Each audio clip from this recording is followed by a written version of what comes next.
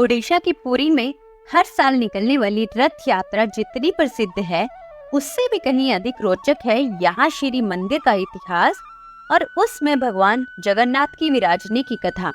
पुरी का यह क्षेत्र पुराणों में सप्तपुरियों में से एक है, जिसे स्कंद पुराण में पुरुषोत्तम क्षेत्र, धरती का वैकुंठ तीर्थ और श्री कृष्ण के शरीर के नील मेघ श्याम रंग के कारण नीलांचल कहा जाता है।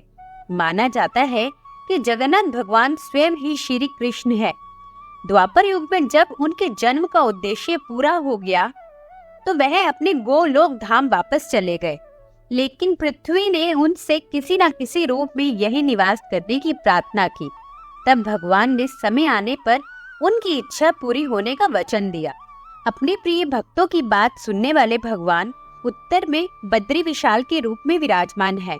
दक्षिण दिशा में वह तिरुपति बालाजी के रूप में विराजमान है। द्वारिका में वह द्वारिकाधीश है और मथुरा वृंदावन में उनकी बांके बिहारी वाली छवि दर्शनीय है। इसी क्रम में उनका दिव्य विग्रह पुरी के जगन्नाथ मंदिर में स्थापित है, जो अब ओडिशा प्रांत में है। भगवान का यह श्री मंदिर यहाँ कैसे बना और विग्रह भी कैसे स्थापित हुआ, इसके पीछे एक बहुत ही रोचक कथा है। चलिए आज उसी कथा के बारे में जानते हैं। द्वापर युग में जब माता रोहिणी से अपने बालपन की कथा सुनकर श्री कृष्ण, बलभद्र और सुभद्रा जड़वत हो गए थे, तब देवर्षि नारद ने सबसे पहले उनके इस स्वरूप के दर्शन किए थे। उन्होंने भगवान से पूछा कि यह आपका कौन सा रूप है और मुझे भविष्य में किसी अद्भुत घटना के घटने का अनुभव क्यों हो रहा है। मैं आपकी इस भाई बहन वाले स्वरूप के फिर से दर्शन करना चाहता हूँ। तब श्री कृष्ण ने कहा था, मेरा यह स्वरूप कलयुग में प्रकट होगा और मैं अपने एक खास नाम नील माधव के नाम से जाना जाऊंगा। नील माधव श्री कृष्ण का ही एक नाम है। महाभारत की युद्ध समाप्ति के कुछ वर्ष बाद द्वारिका में भी आपसी संघर्ष हुआ और सारा यदुवंश समाप्त हो गया। एक दिन श्री कृष्ण वन में लेटे हुए थे कि इसी दौरान एक बहेलिये ने उनके पांव में तीर मार दिया।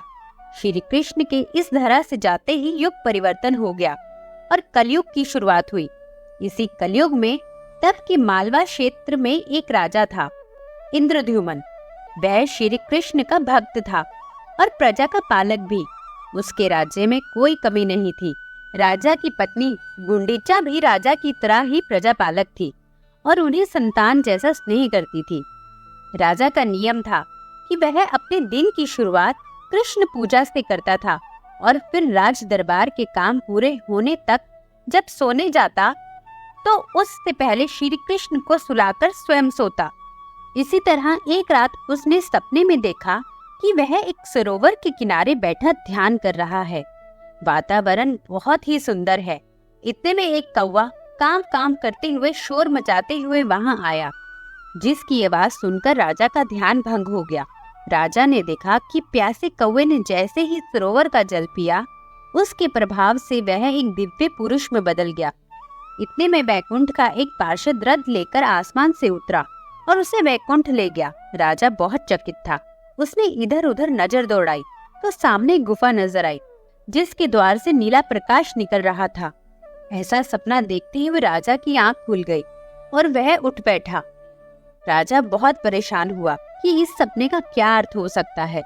साथ ही राजा इस बात से भी परेशान था कि इस सपने की हर घटना उसे बहुत स्पष्ट याद थी, कि जैसे वह खुद असलियत में उसे देख रहा था। राजा ने कई ज्योतिषियों और पंडितों को बुलाकर इसके बारे में चर्चा की। राज्य के सर्वश्रेष्ठ चित्रकारों को भी बुलवाया गया, जो कि राजा के सपने की घटना के अनुसार चित्र बना सके और अगर वह स्थान वाकई में है तो उसे पहचाना जा सके। कई दिनों की खोजबीन और शोध के बाद एक ज्योतिषी ने कहा कि पुराणों में ऐसे एक स्थान का वर्णन है जहां दिव्य सरोवर है। इसे नीलांचल क्षेत्र के नाम से जाना जाता है, लेकिन समय के साथ यह क्षेत्र विलुप्त है। हो सकता है कि श्री कृष्ण आपको आदेश दे रहे हैं कि उस क्षेत्र को खोजकर सबके सामने लाया जाए, ताकि सभी उसका लाभ ले सके और लोक कल्याण हो सके। राजा को ज्योतिषी की बात सही लगी। उसने उसी दिन श्री कृष्ण के अखंड व्रत का संकल्प लिया और आसन शैया का त्याग कर दिया। राजा का प्रण था कि जब तक श्री कृष्ण उसे संकेत नहीं देंगे तब तक वह अपना प्रण नहीं छोड़ेगा। इसी तरह एक दिन ध्यान करते हुए राजन को समुद्र तट दिखाई दिया।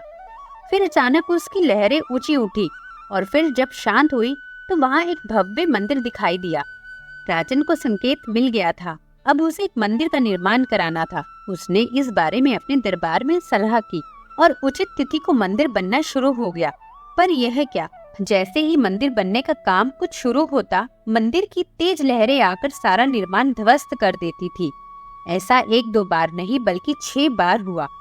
राजा बहुत चकित हुआ, क्योंकि इससे उसका राजकोष भी खाली हो रहा था, प्रण भी पूरा नहीं हो रहा था और प्रजा भी संकट में आ जाए, ऐसी स्थिति बन रही थी। इसी संकट में एक दिन राजा ने देखा कि एक बंदर समुद्र तट पर अटखेलियां कर रहा था। इसी समय तेज लहर आई, लेकिन वानर इससे भयभीत नहीं हुआ। यह देखकर राजा को विचार कौंधा और वह समझ गया कि वह क्या भूल कर रहा है। उसने तुरंत ही श्री कृष्ण का ध्यान किया तो उन्होंने राजा को रथ पर बैठे हुए दर्शन दिए, जिसकी ध्वजा पर वानर चिन्ह था। राजा ने अब हनुमान जी की स्तुति की और उनसे मंदिर निर्माण के प्रण को पूरा करने की सहायता मांगी। कहते हैं कि राजा की विनती पर हनुमान जी प्रकट हुए और उन्होंने राजा को आशीर्वाद दिया कि तुमने अपनी भक्ति को हर पल सिद्ध किया है, इसलिए आज से यह क्षेत्र सिद्ध क्षेत्र कहलाएगा। मैं यहाँ हमेशा सूक्ष्म रूप से निवास करूंगा। इसके बाद हनुमान जी सागर तट की ओर मुंह करके बैठ गए। फिर समुद्र ने मंदिर निर्माण स्थल को नहीं डुबोया और श्री मंदिर अपना वास्तविक आकार पा सका। जगन्नाथ मंदिर में पूर्व दिशा की ओर जिस ओर समुद्र है, वहाँ आंजनेय मंदिर बना हुआ है। इन्हें बेड़ी वाले हनुमान जी और श्री कृष्ण के नाम पर बेड़ी माधव भी कहते हैं। जगन्नाथ मंदिर में दर्शन करने वाले श्रद्धालु बेड़ी हनुमान के दर्शन भी जरूर करते हैं।